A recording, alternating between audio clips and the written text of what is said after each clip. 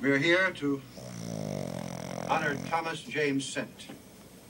He was born May 7th, 1961, in Madison, Pennsylvania. He is survived by his loving parents, Charles and Susan Sennett, his grandparents, Gloria Sennett, Gerald and Marjorie Finn, and many relatives, friends, and supporters. Interment will follow at Madison. The family has asked me to say a few words before we proceed. No words I could say begin to express the loss